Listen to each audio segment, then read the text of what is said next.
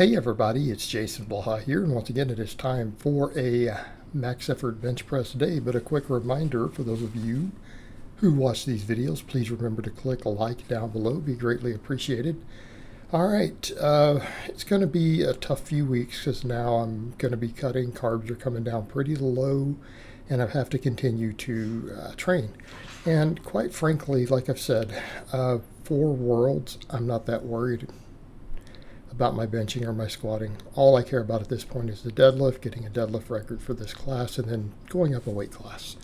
Life will be so much easier for me in the 220. I'll be able to continue to build strength the way I did all the way through the early part of this prep. And I feel very, very confident about that, and I'll be able to just improve body composition. So I don't mind if benching, stays kind of in this range. I don't mind if squats are barely over 500 going in, as long as I'm pulling up well over 600, right? Need that record. And like I said, not a big deal, because even if I want to come back later and break more records in the 198, I can cut for it again. So benching, went up to 345, just based upon the bar speed on the 335. I wanted to get a good pause, so I held it for a 2 count, drove it up off the chest, locked it, and that was fairly close to a max at that point. It wasn't 100%, but it was close, especially with the long pause. So I kind of assessed that and looked at where I'm at, and I'm realizing my delts are still, at this point, holding back my bench, right? I'd simply need a lot more shoulder, right? Need a lot more shoulder, upper back, all that stuff. My delts have to come up. They're going to be a high priority. Doesn't mean we don't flat bench, right? Or any of that. Doesn't mean we don't continue to do the tons of bands for triceps, because those do a lot for me. But we're going to do a lot of shoulder work, right? Shoulders are going to be a high priority, delts, upper chest. After the prep, I'll probably start doing more incline benching again, because I do feel like there was definitely a little bit of carryover there for my flat bench.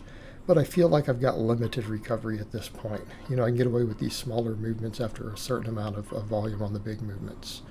So I went up on these. I did my 3x10, came to a nice good stop on every rep. So they're paused just barely. Went up 5 pounds. So I did 230 for 3 sets of 10 after the training max, using the same grip, pinkies on the rings. Trying to work a little better on finding that kind of ideal wrist stacking for my structure and everything. Although looking at this from the side, even though I've got that kind of over the wrist bone because of the way I'm gripping the bar, I would ideally really like those knuckles up more, what I'm seeing on that left side. The right side, it looks good here. The left, it could be the camera angle, but I would like to improve on that and work on that. So it's just something that I need to be aware of. I probably need to work on squeezing that bar tighter, and it'll give me a more optimal bar path. Although I did mess a little with my warm-ups a little, just trying to go up on the balls of my feet to see if I could arch more, and I could. But I'm also at a point to where, that's something I can worry about later if it becomes a bigger issue. For now, I want to stick with flat-footed and just get strong, right? I want to just build as much muscle as I can, get as strong as possible. And then, if later on I have to try to do that to get to 405 or whatever, we'll do that. But honestly, I should be able to get to 405 flat-footed with a modest arch, all of that. If I can't do that, then, come on, guys. Then I need to just keep working on getting stronger. All right, we have to get stronger, which means we have to gain more muscle. And it's weird that people want to argue about that. Study after study after study after study after study after study shows this. Your lean body mass is the biggest factor in strength. And for some reason, I don't know why people don't grasp that fact, including other coaches I know. Right? So we have to just gain muscle. And that means we'll have to lose fat and stuff over time. I'm going to have to do little mini bulks and cuts back and forth. So what did we do after the benching? We did 1 arm dumbbell rows, did my normal weight that I've been working with. I think I picked up a rep or so in here somewhere. I think at least one of these sets I grabbed 11 reps. So we'll try to get stronger on these, but I think right now during the cut, if I can just maintain That strength, I'll be happy. Because I'm going to deadlift heavy tomorrow, I didn't want to use the axle bar and really fatigue my grip too much for the inverted rows. So we did the normal power bar. Same grip as my bench, all right, pinkies on the rings. Did 2 sets of 15 and then took one out a little further, and I think I got about 17 or 18. And again, after doing the one-arm dumbbell rows first, my back is fatigued, so I'm coming into these not fresh. So I've had people who've said, well, I can do way too many reps on these. What do I do? It's like, well, do a different type of row first. Use them as a secondary movement then. All right, use them as a secondary movement if you have to. It works. Gets the job done. But there's still grip training with all this because you're holding on the entire time. These two movements are still great grip exercises, but like I said, I like to do the axle bar at least once a week for them. All right, then we did what I'm kind of finishing up with. A lot of times we would look at all that and go, okay, that's a good basic upper body workout. It's my big movements. We did 2 types of rows. We did benching. All right, the delts and triceps. And by delts, we mean the entire shoulder girdle. We want to build everything. So I kind of just superset these to get all the small movements in because they're different muscles. So I did my normal sets of band press downs, right?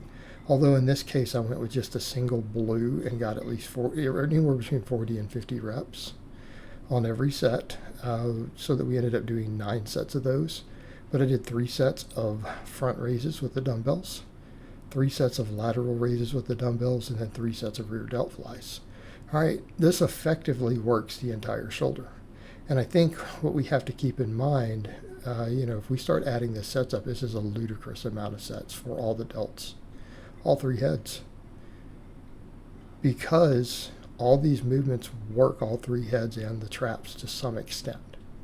It's just with a different emphasis. The front raises put the most focus on the front, least on the posterior. Front being anterior and then the posterior. The rear delt flies put the most on the rear, the least on the front, and the side raises are more balanced. But even if we don't count them, what do we have? Well, it's technically 9 sets for the side delts. If we say the rear delt flies don't work the front, and so on and so forth, it's at least 6 sets for the posterior, 6 sets for the anterior, 9 sets for the side delt. Traps get worked on all of them. Then we have all the rowing. Rows work rear delts very well. You can actually build decent rear delts off nothing but rows. That's 6 more sets. What about the benching? Yep, that is front delts. Count that as 10 sets if we count the ramp to the max as a set. All right, it gives us 10 sets for the front delts, 12 sets for the rear. At least 9 for the side if we don't count the rowing for the side delt. I think rows hit the side delts. The research says they do. So, it's a lot of work. Every possible angle and function of the delt was worked for at least 3 sets minimum. All the heads of the delt got at least 9 sets total. Traps got worked. Okay, this will bring up my benching. And people will see the smaller movements and say, well, it's just a small movement. Is it that much work? Is it going to have that much muscle?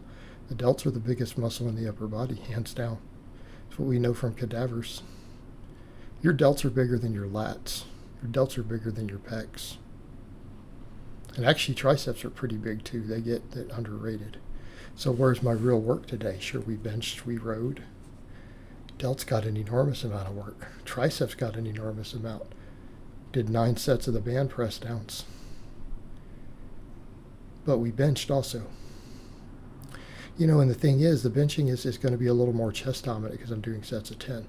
And again, as I've always said, Greg Knuckles has got some good data on that the higher rep benching actually works chest more than even max benching does. It will cover all my needs there. The front raises work the chest too, by the way. All right, so what do we get? About 7 sets for pecs. It's reasonable.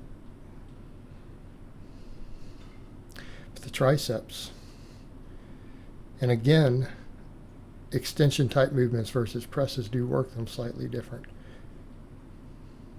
Triceps got 13 work sets. in 3 different rep ranges. All right.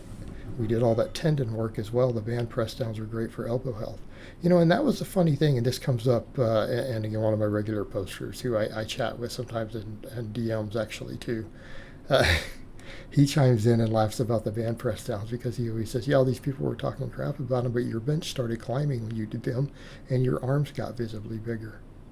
So, you know, people can claim all they want that, well, it's not really going to grow your triceps. Really? I mean, I don't have the most massive arms in the world, but considering the size of my chest and back, they make them look smaller. My arms are not looking that small these days. It's all that tricep work. Right?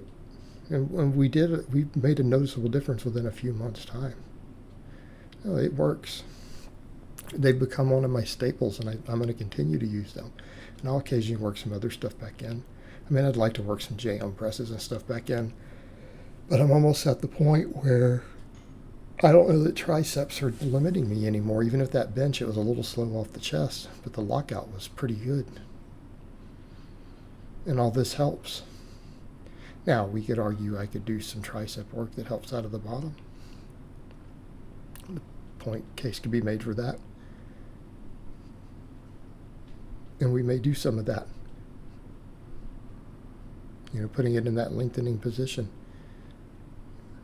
But I think what people need to realize with the lengthening position on hypertrophy, we're talking on a set-for-set basis, that lengthening positions on most muscles seem to cause more growth. Not every muscle. Triceps has been one of those we found to sometimes be quite the exception, you know, in the data.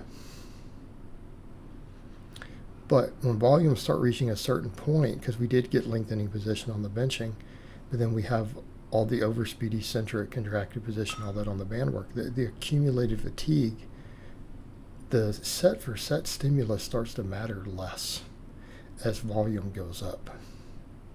Something to be aware of. And these are easy to recover from, and they're restorative. All right, guys, but that's really all I have to say on that today. I hope it's been informative, and I'll talk to you guys next time.